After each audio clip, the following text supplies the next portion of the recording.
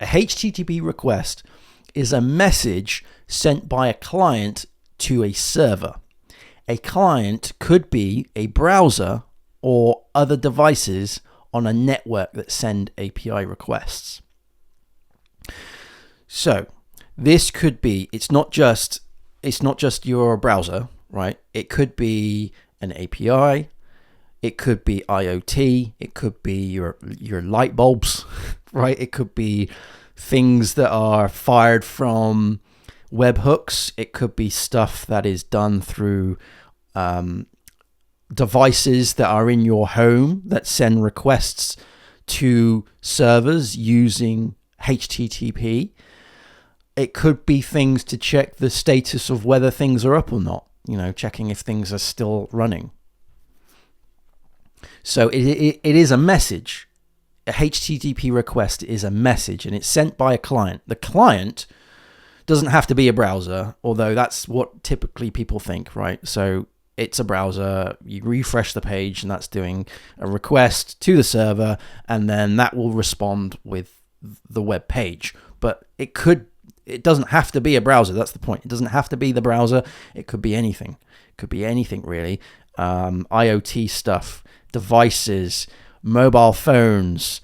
When you're doing real-time checks, it could be sending API requests to external sources, those kind of bits and pieces. Okay, so a client could be a browser or other devices on a network that send API requests. The structure of a HTTP request is made from 3 parts. This is important. The 3 parts that make up a HTTP request. The first is the header. The second one is the request line. And thirdly, we have the optional body. Okay, I'm going to break these up.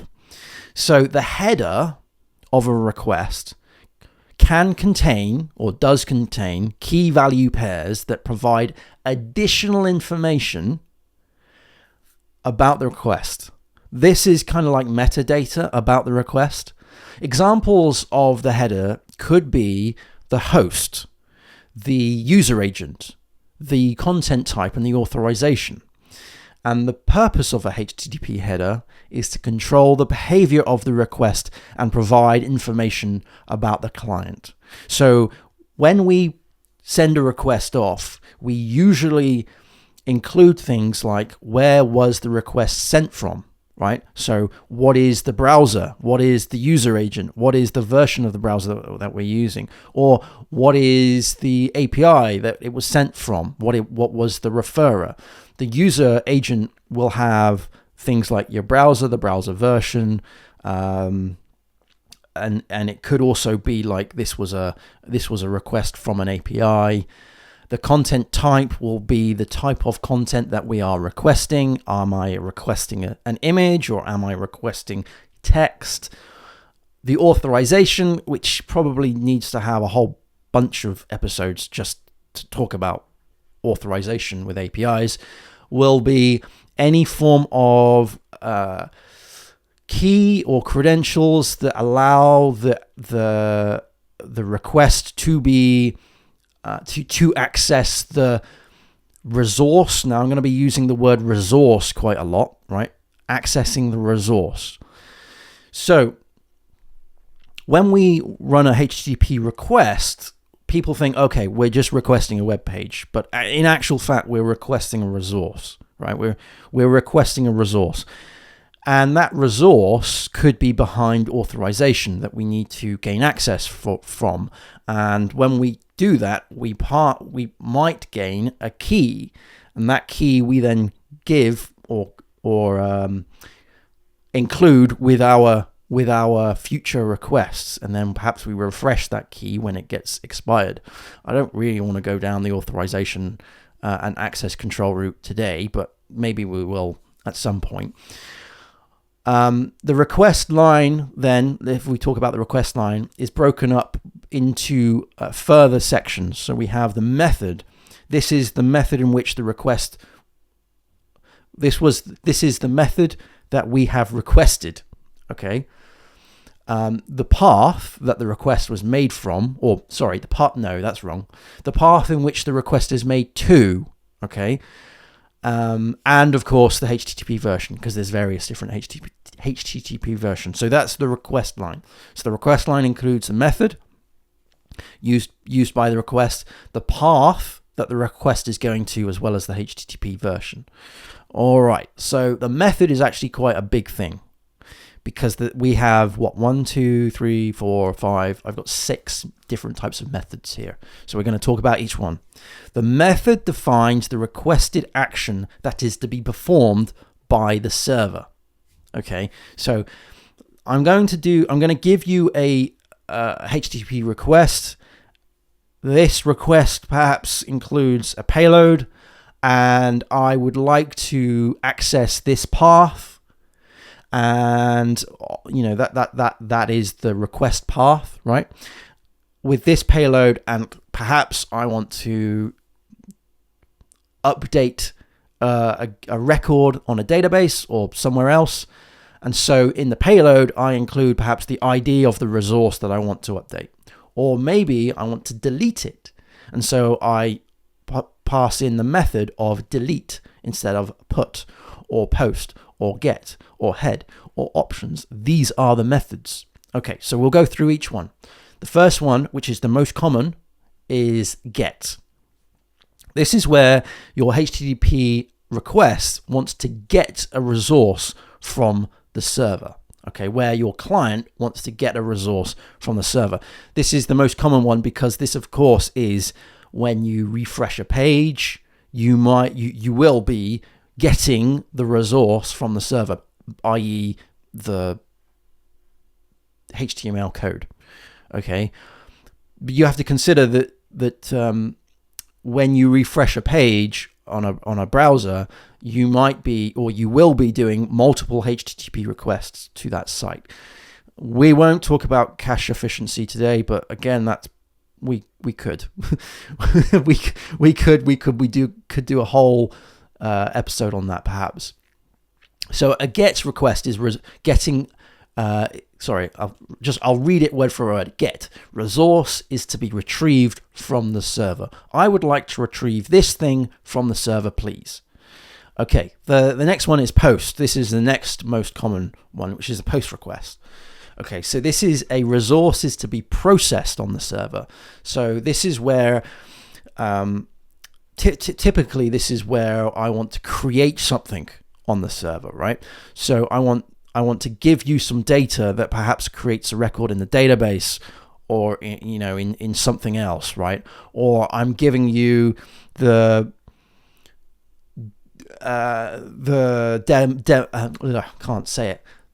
dimensions of an image that I want you to rescale, right? And crop and all of that stuff. So I'm giving you something and I want you to process that.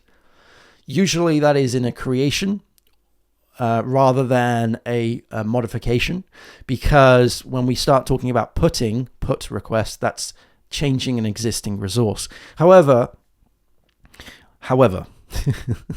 I have seen this being used.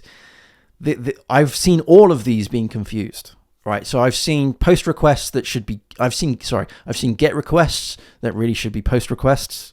I've seen where we get something off of the server, but we're actually doing a bit of processing, behind the scenes. I've seen things where we're actually doing a post request where we actually should be doing a put, because there is already an existing resource on the server that needs to be processed. So a put request here, again, word for word here, put existing resource is to be updated on the server. So this is existing. This is a resource that currently already exists. And say, for example, maybe I'm just changing the title of this record. And so what I would do is I would supply in the payload the new title as well as the ID of the record, and then that would be updated, and the return response would tell me whether that resource has been updated via the put request. But I've seen this done using post requests before. You can, sure, definitely don't do that with a get request, but it's good practice to use these methods. So gets resource, post resource is to be processed on the server, put is an existing resource to be updated on the server. The next one, okay, is delete. So this is where we're deleting a resource from the server. And again, I've seen deletions using post requests and put requests and even get requests. So when we delete something from the server, that is a delete method. So this is this path. Maybe I'm saying like API /product / and then the ID of the product using a delete request, and then that would delete the product with the ID that's in the query string, but maybe that should be in the payload. We'll get to the payload in a minute. The next one is a head. So this is only returning the responses, the response headers, right? So it's not returning anything else. These are typically quite quick, right? So maybe this could be used for things like checking the health of something. Am I still up? Is this server still running? Is this resource still there? So this will just return the response headers, which will have your response code in it. We won't talk about those today. We will talk about those eventually in another episode, the error codes and the HTTP response codes and whatnot, because there are a whole bunch of them.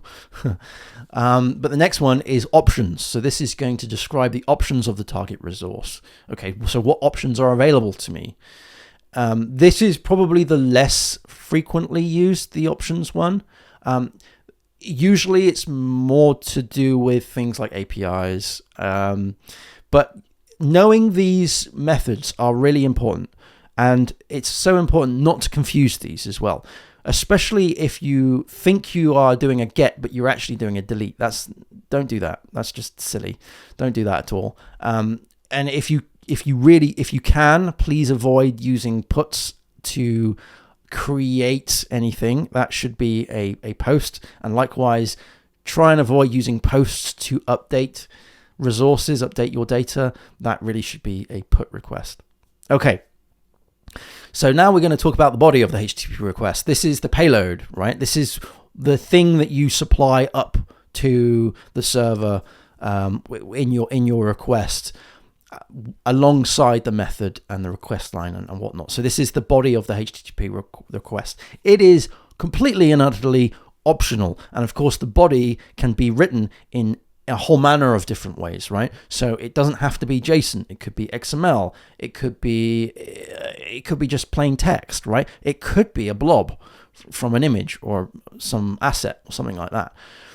So the HTTP body contains the payload of the request, which could also include things like forms and files and JSON data, right? Typically, this is for post requests or put requests. Okay, so when loading a web page, the browser is making a GET request, a GET HTTP request. The server which responds with the HTML, JavaScript and CSS is then used to display the page. And of course, all of those are GET requests. Get me the JavaScript, get me the CSS, all of those things. And you'll see in your developer toolbar, if some of those resources don't exist, then the server is going to return you back certain status codes. Again, really don't want to get into the status codes, but let's say, for example, the resource doesn't work, isn't there, can't be found. Then we will get a 404. Right, 404, resource cannot be found. So your page might actually work. However, parts of the page, the assets, let's say, may fail. When I started writing this, I then started thinking, well, when was the first HTTP request made? When was the first time that someone did a HTTP request? I found a little bit of information. So I've got down here, the first HTTP request was made in the context of the World Wide Web, okay, which Sir Tim Berners-Lee developed at CERN, which is the European Organization for Nuclear Research in Switzerland. The first successful HTTP request transaction occurred in 1990. This initial version of HTTP was very basic and was later termed HTTP version 0.9. And then I thought, well, okay, that's cool. That's when the first HTTP request was properly recorded. But how many HTTP requests do you think run every year, right? And so I did a little quick off of the fact packet, kind of off of an envelope calculation. And this is incredibly conservative, because in the previous example I showed you that a website has multiple requests. It's not just one single request, right? So if everybody made only 500 HTTP requests per day, which is an obscenely lower number, right? Completely conservative number there, right? If everybody made 500 HTTP requests per day, the year total of HTTP requests would be in the trillions. And then I've got here, this is obviously a very conservative estimate when considering the number of IoT devices, mobile devices, and real-time services such as social media. Every time you refresh your social media, you want to get that extra dopamine hit. That's doing a request to see if you've got any more notifications. Okay, so mobile devices and real-time services such as social media, the number of HTTP requests made per year is probably within the ballpark of many quadrillions. That is an insane amount to think about. And that's almost like staring into the matrix. Just imagine looking at all of the access logs for all of the HTTP requests. You would never be able to keep up, ever be able to keep up with all of that stuff. So again, this is where caching can really help your sites. Luckily, I don't necessarily need to worry about that. Unluckily, I suppose. It's one of those problems. It's a nice problem to have if you've got incredible amounts of traffic on your good traffic. There's bad traffic as well, obviously. So yeah, that is what is a HTTP request, broken down into the various different aspects of a HTTP request. I don't feel that HTTP requests get treated like first-class citizens a lot. I think people normally tend to focus their times on the responses, so they don't really bother with what is a get versus post versus put versus delete versus head versus options, and what is the point in the HTTP versions and all of that stuff. Because that's not the sexy part of it. The sexy part of it is the responses. And then you've got silly things like the error response codes that can have daft response codes that mean weird things, that kind of stuff.